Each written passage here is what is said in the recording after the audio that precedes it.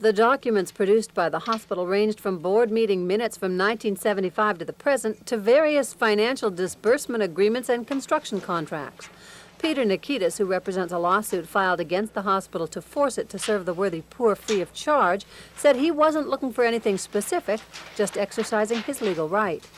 We're basically asserting a citizen's right to seek and receive information, which is essential to our democratic way of life and absolutely important when you're dealing with a city-owned hospital. Maureen Booth of Northeastern Minnesota COACT also perused the documents. We thought it was part of our responsibility and charge to see that the people who are not being served could possibly be served under this organization. While Hospital Director Buzz Palmer welcomed the interest in Millard Dwan, he said if they're compelled to open all their records to the public, it could pose a legal conflict. Because of the nature of hospitals, and our hospital in particular, we have a lot of confidential transactions with patients. Well, we can't give the statement of receipts and disbursements without revealing the names of patients that are hospitalized here. Under the Federal Data Practices Act, medical patient confidentiality is protected. Palmer is also concerned about the lawsuit's demand to create a facility that would serve the general medical needs of the worthy poor. Millard Dwan specializes in certain fields, particularly burn care and chemical dependency treatment. In order to act as a general hospital, major expensive changes would have to be made, and the facility's mission would need to be redirected into a very competitive medical area already served by 2 Duluth hospitals. Millard Dwan was helpful in providing requested documents to those interested, but hospital officials are hoping it'll all be academic when a judge hears a motion to dismiss the case against the hospital in late March. At Millard Dwan in Duluth, Barbara Riles, News 6.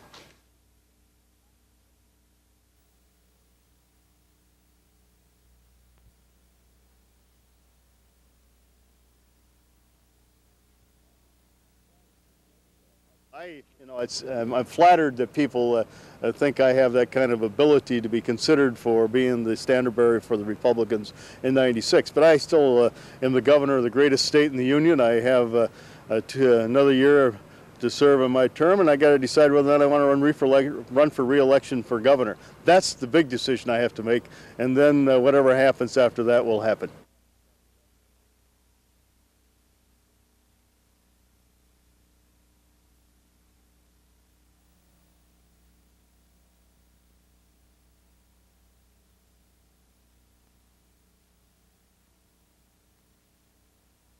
As part of the school district's good use of that space, but as it turns schools that this Duluth population has had exposure that made that possible to separate girls and boys. In some ways, the decision was very difficult, but in other ways, it just seemed like this was something we'd wanted to do and we've talked about, something that we knew we wanted to do as soon as possible, and for the space to become available all at the same time, it's just perfect timing.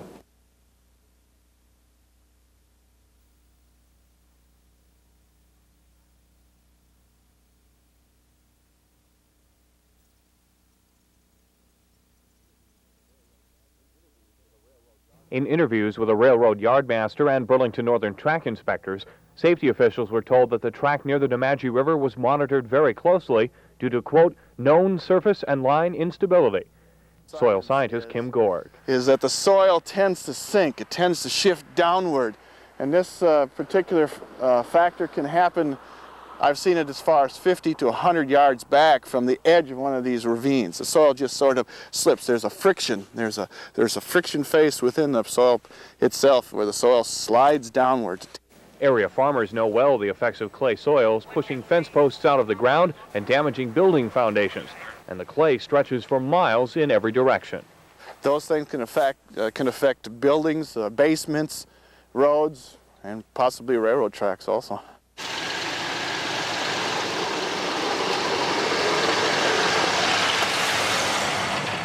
Track inspectors who know the area say they're constantly on the lookout for rails that have moved out of place.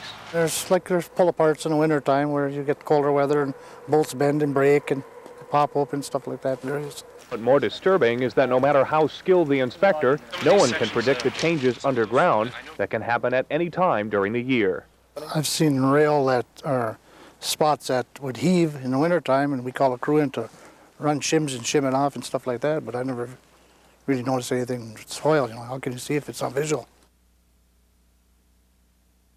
had exposure. when, for example, the highway department tears down, they're tearing down 77 units of housing there, most of it low and moderate income, that they will be required to help replace some of that housing.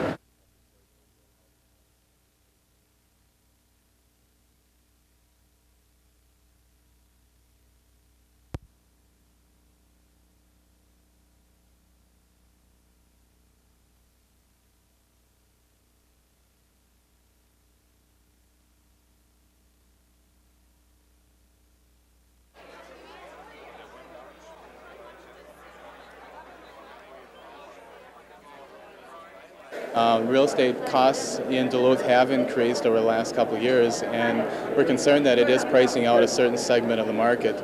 It's going to take a combination of both development and a union of the governmental services to be able to put together packages where low-income people can afford suitable housing.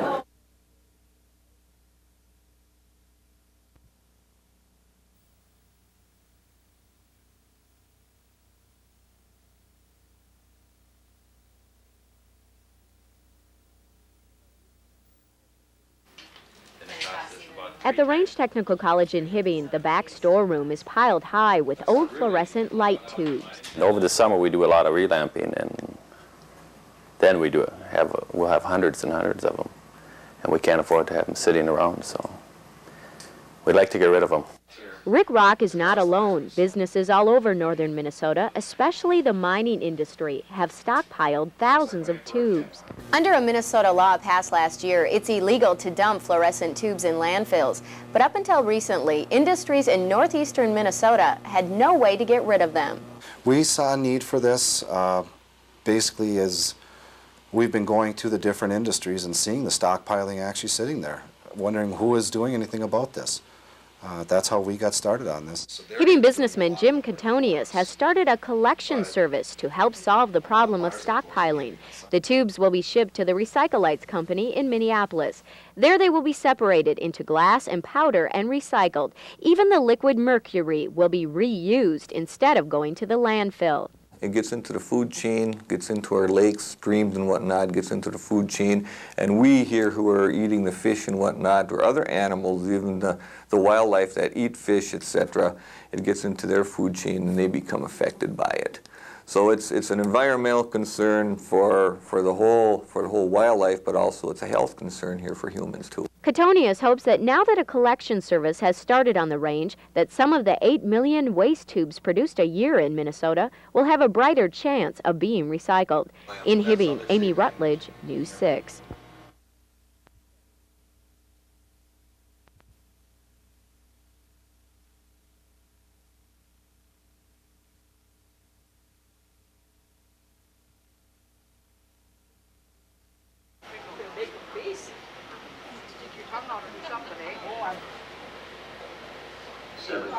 They go on 075 on table 4 and table 5 and 2 on... And they shouldn't take it away from people.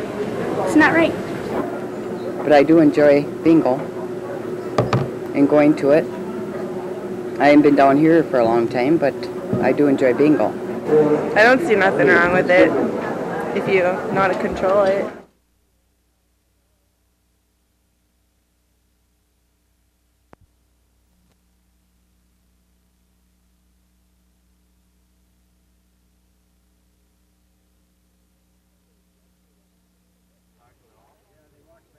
Sunday's rescue went off without a hitch. 23 people were systematically removed from a huge drifting iceberg.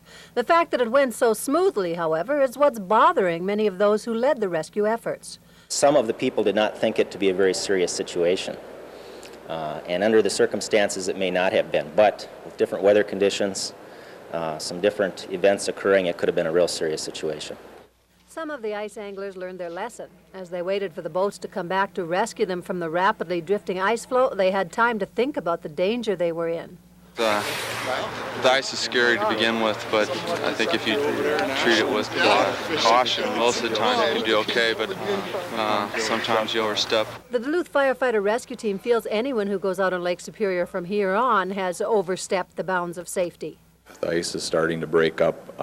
It's very vulnerable to any winds at all, as we could see by yesterday. Lake Superior is a lake to be respected, and it's not the time to be out there. Duluth Fire Department ice rescue experts say all it would have taken to turn yesterday's situation into a tragedy would have been for the wind to pick up and break up the ice flow. Once people are in the icy water, rescuing them quickly enough is extremely difficult. Well, most of us enjoyed the unseasonably warm weather we just had. It did do quite a job on lakes around the Northland. The experts now say Lake Superior is completely unsafe, and they advise against going on many of the inland lakes as well. On the waterfront in Duluth, Barbara Rialts, News 6.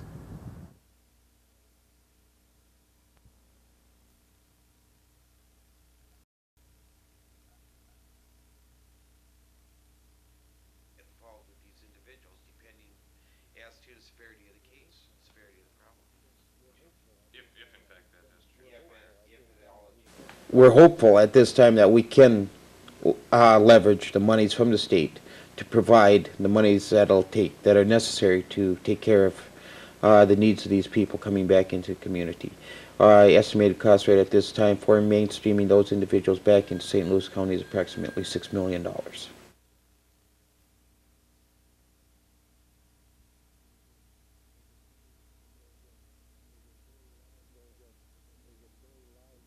want to see their taxes. There's a very large segment of the community does not want to see their taxes increased for this purpose. If it doesn't pass, we almost will immediately be required to make some very serious and expensive improvements to the building, frankly, which we have sort of avoided doing because of the need to replace the hole.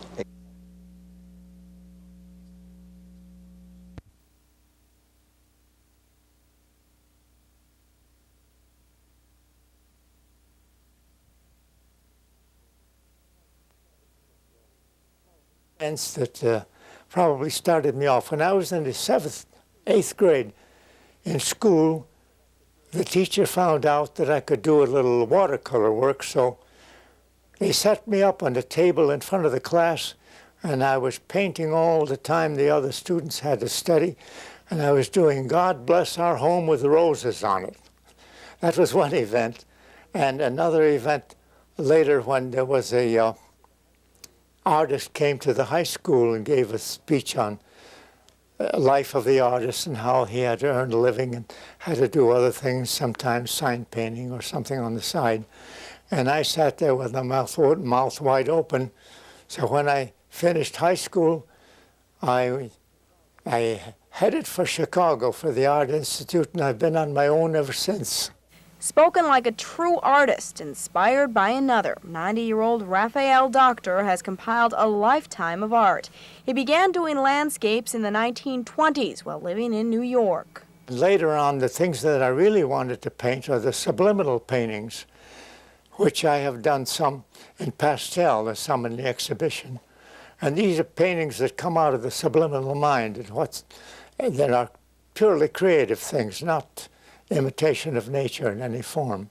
His favorite work is entitled New Beginning. It shows a landscape with what seems to be island, but they look like human figures frozen. And in the foreground, there's one little tiny, very much alive figure on the rocks with the arms raised. This is a new beginning in a world of frozen concepts.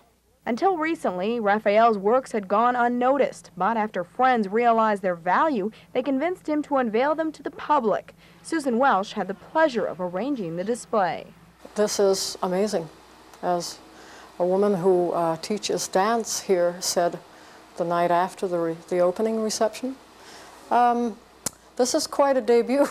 The response to his art has been overwhelming. Phone calls have come in from across the country. So how is Raphael dealing with this newfound popularity? I hope that I retain my simple approach to life. I don't think it's going to make any changes for me. Must have been exciting, though. Well, of course. And of course, there's been all this going on, very busy. And I'm trying to cope with it after all. As they say, I'm no spring chicken. Janine Johnson, News 6.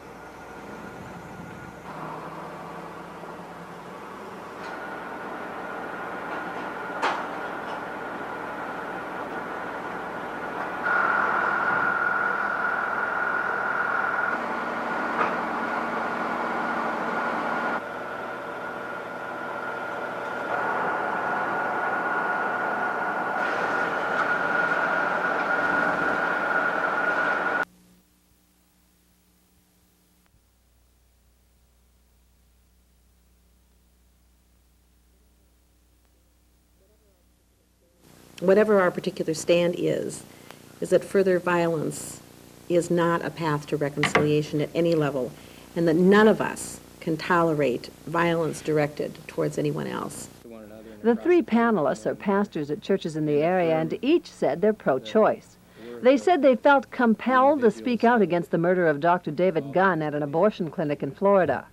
Dr. Gunn was shot 3 times as he got out of his car at the Pensacola Women's Medical Clinic. Known pro-lifer Michael Griffin has been charged with his murder. The Duluth pastors said even though the two sides may never agree on the issue of abortion, they must agree that such actions serve no one. It is time for the violence to stop. It is time for the fear to stop. It is time for the fanaticism to stop. Those who put together this news conference said they asked several pro-life supporters to join the panel, but none accepted. However, Dan Conrad, director of the Youth for Christ, is pro-life, and he was in the audience. He agreed to step up to the microphones to answer some questions about how far pro-life activists should go in support of their beliefs. There are obvious common sense limits to civil disobedience that cross the lines of what is appropriate and what is not. Conrad said the shooting of Dr. Gunn was obviously inappropriate. Both sides agreed Northland pro-choice and pro-life supporters should get together to rationally discuss their differences, set some common goals, such as the support of children already born, and to agree on some guidelines for further protests. In Duluth, Barbara Riles, News 6.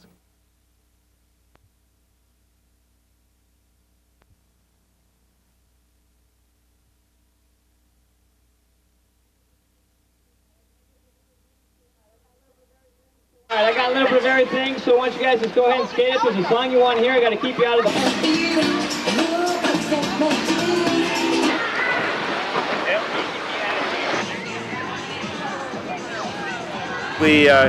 We've made a priority children with our administration, and we're going to build on that by providing things for kids in the community to do.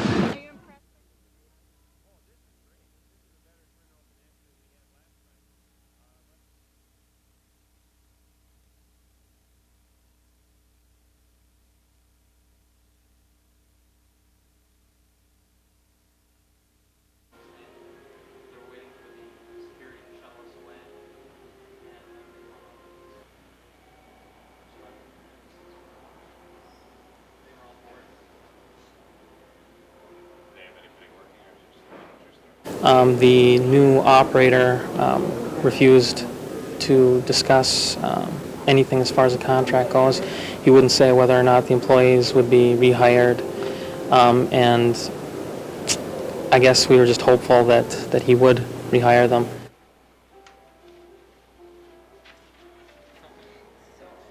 I'm pretty ugly. You want to keep me out? At a conference this morning that they actually came in the building. They saw that we were picking up things. Yeah. Yeah, I had talked to some of them earlier. So they moved over to NRI.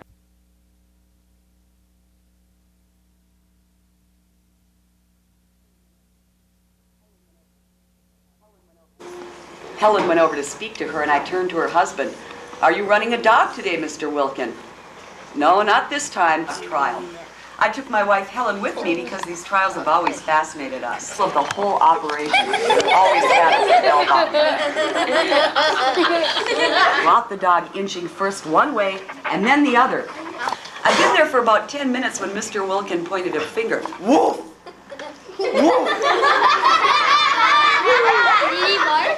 Went Chip, as we all stared at him in astonishment. "Did you hear that?" gasped.